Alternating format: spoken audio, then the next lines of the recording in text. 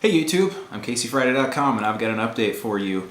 I reported recently on getting rid of my smartphone and converting to a dumb phone. So this is the phone I have.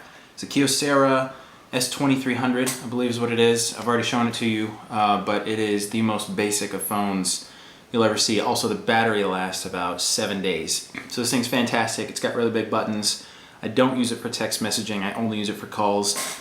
I have been using it for my business, and so my call volume has gone up, and I had to increase to the $30 a month, 1,500 minute, 1,500 message plan with Virgin, but I just don't like dealing with text messages, so I keep telling people that I don't have text messaging, and they don't text me, and it's awesome. They can just send me an email or call me, and we get things done a lot quicker. Now, I said I was also getting rid of my iPod Touch, but that didn't happen. Still have my iPod Touch. Now you might be saying, you're not a true convert, you still have something that amounts to basically a smartphone with this iPod Touch. I put it on Craigslist for about a week and a half, 2 weeks. I got no bites, which is crazy because this thing is in fantastic condition. And not only do I have this Incipio feather case, which is just super thin. I mean, I love the thinness of the device as it is, but this doesn't really add much heft to it, so it's really nice. I also have this OtterBox case. I was going to sell both of them, and it was going to be something like $80, $90 below retail for just the iPod itself. So I figured that was a sign that it didn't sell, and I decided also that I was going to go back to a 5th gen iPod Classic, which is the black and the white one with the little spin wheel, the click wheel, and that allegedly has the best audio quality of all of them. And as you know, in my previous videos, I just made a headphone amplifier. I use really nice headphones, and I thought it'd be cool to have the highest audio quality iPod. But I'm also very used to the touch interface for browsing my music. So I did not really want to go back to the click wheel, even though, you know, I did it at one point. It's just like, what did we do before all this technology? You know, I'm recording myself in 720p on a camera. How did we communicate before this? Who knows? But what I've done instead is removed all distractions from the iPod Touch. And some people before said, oh, you know, that's what I recommended. Just don't use the apps if you don't want to use them. It's not that easy. It's kind of like a crackhead trying to get off crack, and you leave all the crack in the unlocked closet. You know, it's not that easy just to avoid it. But my main goal was to get rid of distractions, and that's essentially what I've done. So if you take a look here, I'm going to get rid of my notifications. When we go to the lock screen, it's just black, just basic lock screen. And when you slide to unlock, all you've got there is calculator, notes, clock, settings, music, calendar, photos, and videos.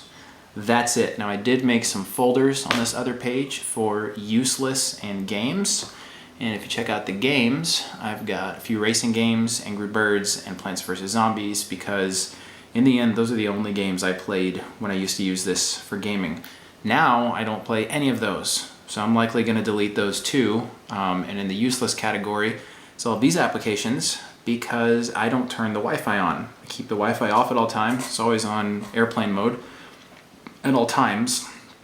And the battery lasts quite a bit longer, but I do enjoy being able to browse the music, you know, with the touch interface. I find that just really nice. So it's a super basic iPod. It looks like the 1st gen when you look at it with that black back screen, you know, the wallpaper and just basic apps. I don't even really use it for videos. The main thing I use this for is calendar, music, and photos. I'll look through my photos. I only sync the events on my photos that I really enjoyed and want to keep in my, you know, in my pocket to look at it anytime. Like when I took my wife to London, I keep that in there. When we went to Balloon Fiesta, that sort of thing.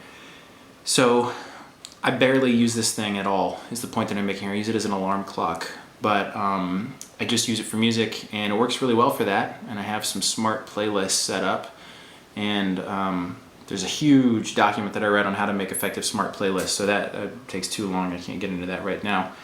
But anyway, the Switch, how is it going? What is it like not having a smartphone in 2012 is what you're asking. Unless it's 2056 and you found this in a YouTube archive, in which case I say congratulations, it's probably worth millions of dollars now. This phone, the call quality is not excellent, but it's very good.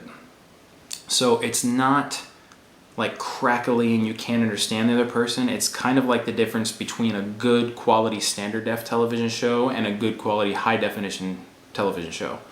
So it's like standard def, you know, it's just a little bit of noise in there, you know, some Gaussian noise or salt and pepper for those digital filter people out there. But it works, does the job, makes phone calls, it receives phone calls. And the iPod Touch, I've used the camera once. We went to IKEA and wanted to remember some things, and I had my iPod with me, so I took some photos. But life is good. There are very few distractions. The only thing I use at this point for connecting to the web is my MacBook Pro. So if you're thinking about getting rid of a cell phone or a smartphone, or you want to know why someone would be so crazy or stupid just to get rid of their smartphone, I just wanted less distractions. And when it comes down to it, I don't miss anything about it, which means everything I was using my smartphone for was a waste of time, because the only useful thing was being able to browse the internet when I was out and about, check for deals and slick deals while I was at a store, or get directions or do navigation or something. You know what I do now? I just look up directions before I leave the house. And if I take a wrong turn, instead of waiting to be rerouted on the GPS, I just turn around and try to find it again. So really, people lived before smartphones, and you can live without a smartphone if you want to. I'm living without one. My wife is living without one. And if you want to keep an iPod Touch, that's great. I really don't suggest that you keep, you know, let me show you, for example, what I've done here. In the settings, I've restricted every single app that I can. Point I was making is I don't suggest you keep all the apps and Wi-Fi and everything on here, because it just amounts to being the same thing as a smartphone. But I've turned everything off, as you can see, except for the camera. Sometimes I need the camera. I have disabled them.